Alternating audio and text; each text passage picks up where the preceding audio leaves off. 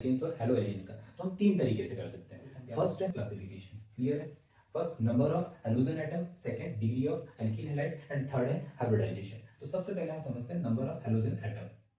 इस बात करते हैं हाइब्रिडाइजेशन के आधार पर क्लासिफिकेशन। तो सबसे पहले हम समझते हैं कि हाइब्रिडाइजेशन होता क्या है। तो जैसे हमारे पास sp2 हाइब्रिडाइजेशन है, sp3 हाइब्रिडाइजेशन है। तो हाइब्रिडाइजेशन की बात करते हैं तो हम कार्बन का हाइब्रिडाइजेशन क्या है, sp2, सेकेंड sp3 और एक होता है sp हाइब्रिडाइजेशन। अब ये हाइब्रिडाइजेशन हम निकालते कैसे हैं? तो हाइब्रिडाइजेशन कैसे निकालते हैं? जैसे ये कार्बन है, इसकी वैलेंसी 4 है। क्या है? 4 वैलेंसी। तो ये जो बॉन्ड बने हुए हैं, ये सभी बॉन्ड क्या है? सिग्मा बॉन्ड है। तो 4 सिग्मा बॉन्ड होते हैं, तो उसे क्या कहा जाता है? sp3 hybridisation. क्लियर है। सेकेंड है हमारे पास sp2 हाइब्रिडाइजेशन। ये डबल बॉन्डेड कार्बन, ये और ये सिंगल बॉन्डेड, तो एक सिग्मा और एक पाई बॉन्ड, और बाकी ये सिग्मा ये सिग्मा, तो 3 सिग्मा और एक पाई बॉन्ड। इस तरह की हाइब्रिडाइजेशन को हम क्या बोलते हैं? sp2 hybridisation. और कार्बन और कार्बन के बीच में क्या हो? ट्रिपल बॉन्ड हो, और ये, तो 2 सिग्मा और 2 पाई बॉन्ड। इसमें कितने? 1 और 2, तो क्या होगा? Pi bond. ये भी पाई है और ये भी पाई, 1 और 2। तो इस कार्बन के क्या होगा कि 4 2 सिग्मा बॉन्ड। तो ये टोटल इस ये जो हाइब्रिडाइजेशन होगा वो क्या होगा? sp hybridisation. इधर भी क्या होगा? sp hybridisation. क्लियर है। ऐसे ही हम इस कार्बन का देख सकते हैं, ये sp2 हाइब्रिडाइजेशन। तो इसी के आधार पर हमने क्या किया? क्लासिफिकेशन किया कि sp2 हाइब्रिडाइजेशन और sp3 हाइब्रिडाइजेशन। क्लियर है। तो जब हम इसका फर्दर क्लासिफिकेशन करते हैं तो विनाइलिक मतलब ऑर्गेनिक कंपाउंड बनेगा और दूसरा एराइलिक ऑर्गेनिक कंपाउंड बनेगा। तो विनाइलिक में क्या होता है? ये कार्बन है और ये कार्बन कार्बन और X।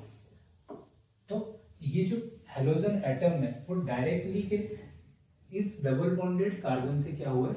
जुड़ा हुआ है। तो इस तरह के स्ट्रक्चर को हम क्या बोलते हैं? Vinylic halide. क्लियर है। ये क्या है? Vinylic halide. नेक्स्ट एराइलिक में क्या होता है? एरोमेटिक रिंग होती है। ये एरोमेटिक रिंग है और इससे डायरेक्टली क्या है? हेलोजन एटम जुड़ा हुआ है। तो इसको हम क्या बोलेंगे? Aryl halide. लेकिन अगर ये इस तरह का दे रखा होता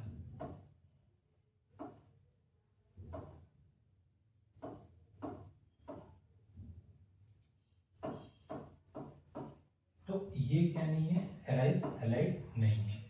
ये एराइल हैलाइड नहीं है। क्लियर है। तो ये किस? विनाइलिक हैलाइड और aryl halide.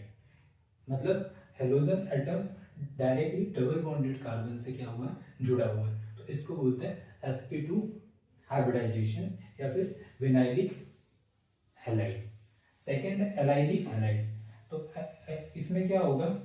Carbon single bond और ये और ये,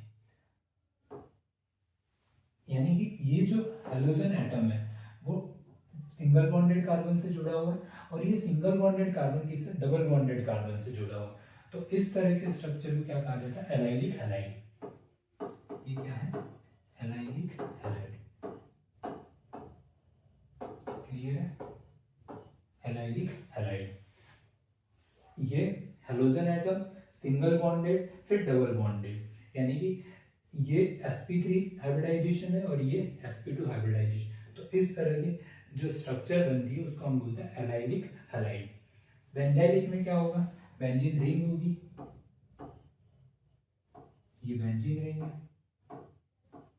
और ये सिमिलर है, बस यहाँ पर क्या होगी? Benzene ring. हेलोजन एटम और कार्बन फिर सिंगल बॉन्ड, और ये किससे जुड़ा हुआ है? डायरेक्टली डबल बॉन्डेड कार्बन से जुड़ा हुआ है। तो इसलिए इसको हमने क्या कहा? ये benzylic halide. Benzyl halide. Clear है? अब इसमें ये जो X है, इस X को हम क्या बोलते हैं? Halogen atom. तो हैलोजन एटम हमारे पास क्या है? F, Cl, Br और I, ये सब क्या है? Halogen atom. क्लियर है? तो ये चीज़ हमें बेसिक आइडिया होना चाहिए। तो उम्मीद है यहाँ तक चीज़ें आपको समझ आई होगी। Thank you.